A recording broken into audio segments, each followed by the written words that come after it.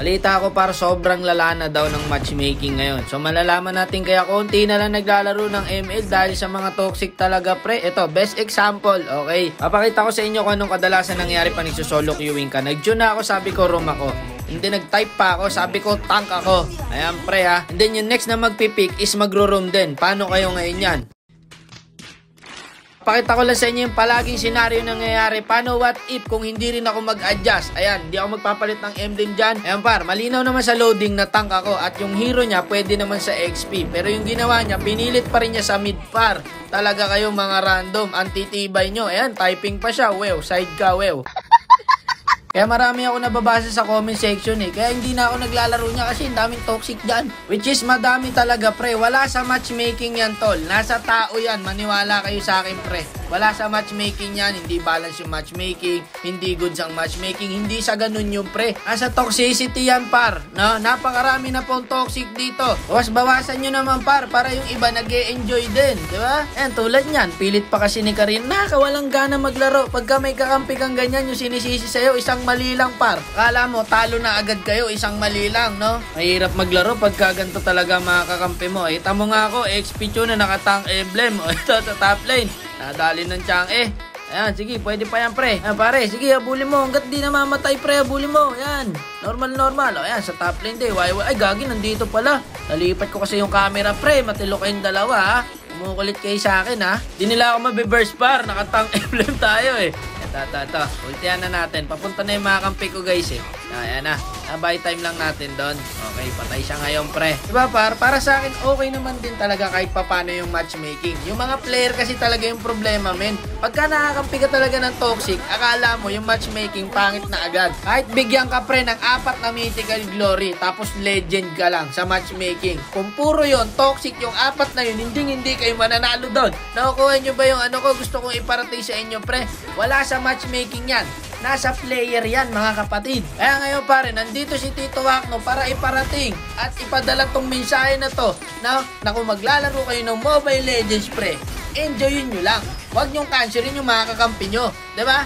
Lahat tayo dito gusto mag-enjoy. Hindi tayo nagpapayabangan dito pre. Nagpapagalingan tayo. Nakita mo yung ginawa sa akin ng Lapo? Pagalingan kami, di ba? Ganun talaga. May mas malakas talaga sa'yo. Aminin mo na yun. Kung gusto mo lumakas, magbata ka. Di ba? Lumabalik tayo sa game mga kapatid. Eto na, sa Pagong. Nadali tayo ng Lapo pre. Hindi tayo makaka-back up. Kawawa ko. Walang kasama. Ayun.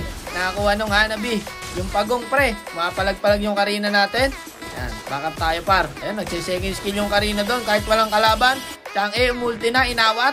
Ayun na yung Karina. Bebuelo, babalik kaya pre. Ayun, bumalik nga. Pitas ngayon ng Marksman par. Ayun, pwede pa yan yung tank. O, ito nga yung problema ko. Makunat yung Lapo, tas wala rin akong damage pre. Ito, i-clear lang muna natin guys. Papunta na yung mga kakampi ko. Ayun pre, buy time sa atin to. Mamaya na tayo umulti. Ayun o, papunta na mga kakampi. Ayan, ditipi-tipi tayo. Para kunwari ako lang. Ayun na mga kakampi. O, edi tugnas ngayon to pre. Diba? O, ngayon tayo sisipa. Napakasarap maglaro ng Mobile Legends geng-geng pare. Pagka nagkakasundo talaga kayo, hindi kayo nagtatrash talk. Kita mo naman, tahimik na, diba? Nakaka-focus lahat. O, itong hinahanap natin pagka solo queuing pre, yung gantong klaseng setup ng laro. Hindi yung nagkakanseran tayo dito. Ang sarap-sarap maglaro ng Mobile Legends pre. Balik natin yung gantong klaseng setup par. Yung katulad na ng dati. Old days, diba? Wala ganong toxic, wala ganong mga cancer na player. Talagang laro lang kung laro, parang up lang kung parang up. Pagalingan, hindi payabangan. Makapatay ka lang ng isa, titipin na ng 100 beses eh. Di ba? Ganun na ngayon pare. Ibang-iba na, napakalayo na sa good old days na dating ML. O eto pare, naglo-lord na, wala tayong core, walang retry. Gagawa tayo ng paraan ngayon. Nakasulat na sa bato yung gagawin ko. Pagsipa ko, sabay no normalin ko yung lord. Di ba? Nadali nung Harley. Kaplano na yun pare, nakatatak na sa bato yun yung gagawin ko pag sipa ko sa Harley para di maka-retry, sabay normal sa Lord kaso nakatang emblem. Bale, eto mukhang naglo-Lord na sila par. O dito sa akin, tingin. O eto, bigyan natin to par. Makapitas-pitas man lang tayo bago dumating yung Lord.